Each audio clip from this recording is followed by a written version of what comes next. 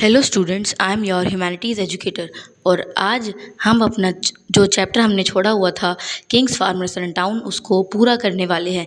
तो हमने last topic में अपना डिवाइन किंग तक पढ़ लिया था। अब उसके बाद हम पढ़ते हैं सिक्स्थ जो आपका टॉपिक है वो है टाउन्स एंड ट्रेड। तो इसमें सबसे पहले आपका सब टॉपिक है न्यू सिटीज़ की। बहुत सी न्यू सिटीज़ जो थी वो इमर्ज होने लगी। और इसमें से जो बहुत सी सिटीज़ थी वो वही सिटीज़ थी जो महाजनपद जो थे उनकी कैपिटल सिटीज़ थी। जैसे कि जो पाटलिपुत्र थी वो रिवर रूट के बीच में था कि उससे रिवर का ट्रेड जो अच्छा हो सके। और जो उज्जैन थी वो कोस्ट के पास थी, यानी जिससे हम जो ट्रेड होकर सामान है उसको इधर से उधर ले जा सकें। जो मथुरा थी वो एक commercial centre, cultural political activity का एक सेंटर थी। अब आ जाते हैं अपने नेक्स्ट सब टॉपिक पर, urban population, elites and craft persons.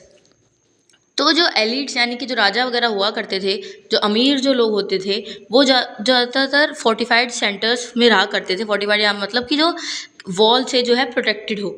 और उसमें से जो मतलब थोड़े से लोअर जो लोग होते थे वो अपना अलग अलग विलेजेस वगैरह में रहा करते थे।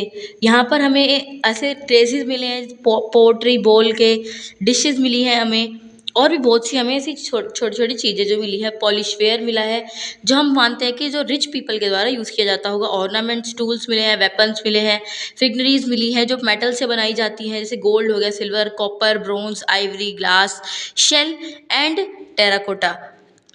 ये आइगनीज क्या होती है, आइगरीन्स क्या होती हैं, स्मॉल स्टैचू। उसके बाद हमारा एक टर्म आता है वोटिव इंस्क्रिप्शंस। वोटिव इंस्क्रिप्शन क्या होते हैं? वोटिव इंस्क्रिप्शन होते हैं जब भी हम कोई रिलीजियस इंस्टीट्यूशन को कोई गिफ्ट देते हैं, उसका जिन इंस्क्रिप्शन में रिकॉर्ड रखा जाता है उनको वोटिव इंस्क्रिप्शन कहा जाता है। उस वोटिव इंस्क्रिप्शन में जो जिसने वो गिफ्ट दिया है उसका नाम, उसने उसको किस चीज़ के लिए दिया था, और उस ऑक्यूपेशन, वो क्या ऑक्यूपेशन करता है, उसके बारे में थोड़ी बहुत जानकारी उसमें लिखी होती थी। इन इंस्क्रिप्शन से हमें बहुत से लोगों के बारे में पता लगता है जो टाउन्स में रहते थे, जो वॉशिंग फ्लॉक करते थे, वीवर्स थे, स्क्राइबर्स थे, या फिर पोर्टर्स थे, गोल्ड स्मिथ थे, ब्लैक स्मिथ थे, या फिर रिलीजियस टीचर थे, मर्चेंट्स थे, या फिर वो किंग्स थे। यहाँ पे हमें कुछ गिल्ड्स और श्रेणीज के बारे में भी पता लगता है। मर्चेंट्स की ऑर्गेनाइजेशंस के बारे में पता लगता है। जो ये गिल्ड्स होते थे ये क्या करते थे, ये रॉ मटेरियल कलेक्ट करते थे और उसका फिनिश प्रोडक्ट बनाकर मार्केट में बेच दिया करते थे। अब हम आ जाते हैं अपने नेक्स्ट टॉपिक पर, trade in the sub continent and beyond. हमारे जो यहाँ पर सबसे ज़्यादा जो है बहुत ट्रेड किया जाता था, यहाँ पे बहुत सारे रूट्स थे, जैसे कि जो अरेबियन सी था वो ईस्ट नॉर्थ अफ्रीका से कनेक्ट था। वेस्ट एशिया जो था वो बे ऑफ बंगाल से, तो south east Asia and China से कनेक्ट था। यहाँ के बहुत से जो ट्रैवलर्स थे वो रिवर रूट के थ्रू ही आया करते थे, यहाँ पे ट्रेड वगैरह करा करते थे। यहाँ के जो सक्सेसफुल, यानी कि आपको ये चीज़ याद रखनी है कि यहाँ के जो रिच मर्चेंट्स होते थे, तमिल में रिच मर्चेंट्स को मासूतवन, सेठी, सटवाहा और वणिक जो है बोला जाता था, तमिल में बोला जाता था। यहाँ पे जहाँ से जो चीज़ें हैं वो इधर से उधर ट्रांसफ़र करी जाती थी, जैसे कि आपका हो गया सॉल्ट, हो गया grains, cloth, metal ores, finish product जो होते थे, स्टोन, टिम्बर, मेडिसिन्स, या फिर कुछ स्पाइसेस हो गया जैसे पेपर में से। हाईली जो रोमन एम्पायर में ये चीज़ों की बहुत डिमांड हुआ करती थी।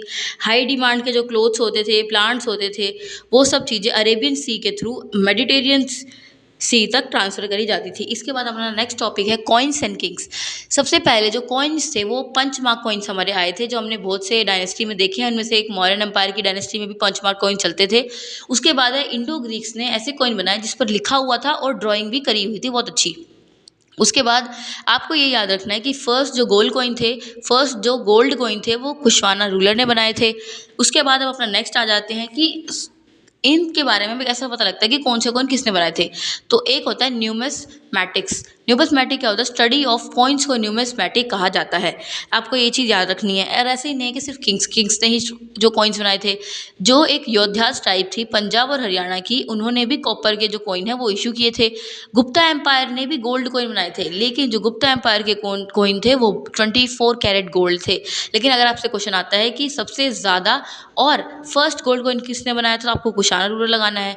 और अगर ये क्वेश्चन आता है कि सबसे ज़्यादा प्योर गोल्ड कॉइन किसके थे, तो गुप्ता एम्पायर आपको लगाना है। हमें यहाँ पे आसपास जो है रोमन एम्पायर के भी ट्रेसेस मिले हैं और जो रोमन एम्पायर में जो कॉइन्स वगैरह इशू करे जाते हैं हमें वो भी मिले हैं। हमने देखा है कि हमें यहाँ पर कोई भी कॉइन ऐसे नहीं मिला कि किसी ने भी उनको इकट्ठा करके रख दिया, क्योंकि इस टाइम पे जो ट्रेड है वो बहुत ज़्यादा हो रहा था, तो किसी के पास इतने कॉइन्स थे ही नहीं कि वो उसको इकट्ठा करके किसी भी जगह पर रख सके। लेकिन हमें थोड़ी थोड़ी दूरी दूरी पर किसी किसी जगहों पे हमें अलग अलग तरीके के कॉइन्स के जो है ट्रेसेस मिले हैं, जिससे हमें पता लगता है कि जो ट्रेड है वो अच्छी तरह से हो रहा था।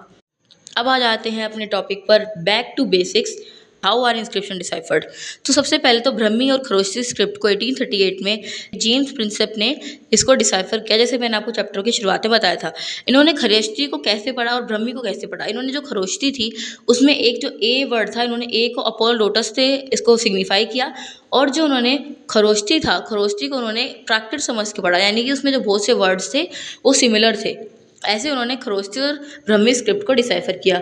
हमें हिस्टोरिकल एविडेंस फ्रॉम इंस्क्रिप्शंस, ये हमारा अगला टॉपिक है। अब इसमें आ जाते हैं कि जब जेम्स प्रिंसेप ने दोनों लैंग्वेजेस को डिसाइफर कर लिया तो उन्होंने हमें एक वर्ड होता था देवानम्पिया। इसका मतलब हमें बताया कि इसका मतलब हो सकता है बिलव्ड ऑफ द गॉड्स या पियादसी या प्लेजेंट टू बिहोल्ड। जो हमारे अशोका रूलर थे उनको ये सब चीज़ें बोली जाती थी। फिर हमने देखा कि ऐसे जो बहुत से इंस्क्रिप्शंस है जिसमें जो लैंग्वेज है, जो स्टाइल है और उनकी पैलियोग्राफी यानी कि उनका लिखने का तरीका बिल्कुल सेम है, तो उसमें हमें मानते हैं कि वो इंस्क्रिप्शन सेम ही जगह के हैं। और हमारे जो बट जैसे मैंने आपको पहले भी बताया था कि हम इंस्क्रिप्शन पे पूरी तरीके से भरोसा नहीं करते, क्योंकि इंस्क्रिप्शन पे कभी कभी बहुत ज़्यादा बड़ा चढ़ाकर भी चीज़ों को लिख दिया जाता है। और हमने जब अशोकन इंस्क्रिप्शन जो था उसको उड़ीसा में जब हमने ढूंढा तो वहाँ पर भी हमने देखा कि उनमें से इंस्क्रिप्शन की एक जो लाइन है वो मतलब वो मिसिंग है, उनमें से इंस्क्रिप्शन जो है मिसिंग है। अब आ जाता है हमारा नेक्स्ट और last topic, the limitation of inscription evidence. Inscription की क्या क्या लिमिटेशंस होती हैं, जैसे आप खुद भी ज़्यादा लगा सकते हो कि वो इतने सालों से वो दबा हुआ है, तो कभी कभी जो इंस्क्रिप्शन है वो टूट जाता है, वो कभी कभी बिल्कुल वैनिश हो जाता है, उस पर कोई वर्ड जो है लिखा नहीं होता। कभी कभी हम उसको वर्ड को समझ ही नहीं पाते क्या लिखा है, जैसे हरप्पन स्क्रिप्ट अभी तक अनडिसाइफर्ड है, या फिर हमें उस इंस्क्रिप्शन के सारे पार्ट्स नहीं मिलते, हम उसके लिखने वाले जिसने वो लिखा है उसका पर्सपेक्टिव समझ नहीं पाते, या फिर जो इंस्क्रिप्शन होता है वो उस पे जो वर्ड जो लिखे होते हैं ना वो बिल्कुल टूट जाता है, या फिर कोई इंस्क्रिप्शन टूट जाता है, उसके ऊपर के जो वर्ड हैं वो घिस के वैनिश हो जाते हैं। तो ये था आपका चैप्टर नंबर 2 हिस्ट्री का। आप को ज़रूर बताइएगा कमेंट करके कि आपको एक्सप्लेनेशन कैसी लगी। अगर आपको कोई डाउट हो तो वो भी आप कमेंट में मेंशन कर सकते हैं।